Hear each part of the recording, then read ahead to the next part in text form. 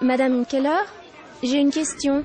Vous nous avez parlé des Israéliens et des Palestiniens, mais je ne vois pas la Palestine sur la carte.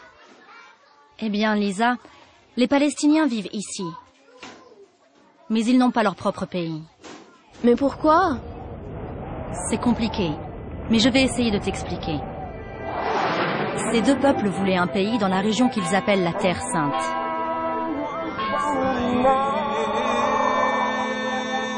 Après la Seconde Guerre mondiale, elle a été divisée entre eux deux. Mais les nations arabes ont dit non. Au fil des ans, il y a eu des guerres contre le nouvel État d'Israël qui les a gagnés. Et il a pris le contrôle des terres palestiniennes. Et depuis, il n'y a pas eu de paix. Aujourd'hui, 1,5 million de Palestiniens vivent à Gaza, entassés sur cette minuscule bande de terre. Et d'autres se sont réfugiés ailleurs, à l'étranger, ou vivent ici, à Jérusalem-Est, ou en Cisjordanie. Mais les gouvernements israéliens ont couvert la terre palestinienne de nouvelles villes juives appelées communautés de peuplement.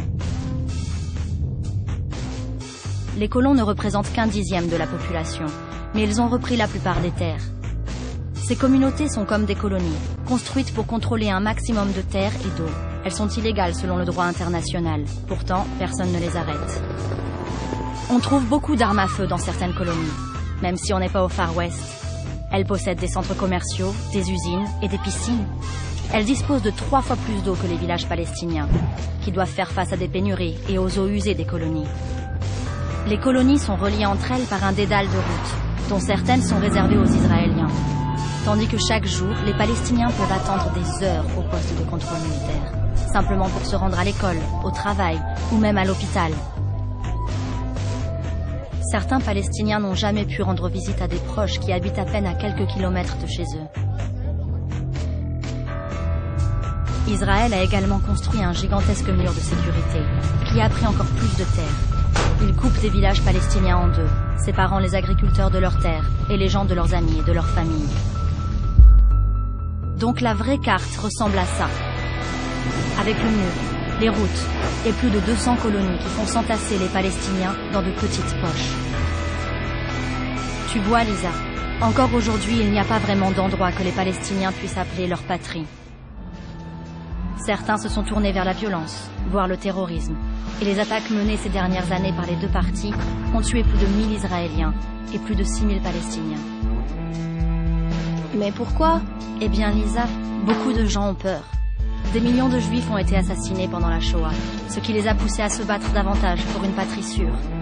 Et après avoir vécu des décennies sous contrôle israélien, les Palestiniens rêvent de liberté et d'un État indépendant. C'est une triste histoire, mais il y a de l'espoir. La plupart des Israéliens et des Palestiniens sont pour 2 États, pour 2 peuples, tout comme le président Obama. Il est temps que ces colonies cessent d'exister. La seule solution est de créer 2 États, où Israéliens et Palestiniens vivront tous en paix et en sécurité. Mais de puissants extrémistes au Moyen-Orient et à Washington font tout leur possible pour anéantir cette opportunité de changement. Seul un mouvement mondial sans précédent peut mettre un terme à des décennies de violence et d'injustice. Le moment est venu. Rejoignez la campagne pour la paix sur Havas.org.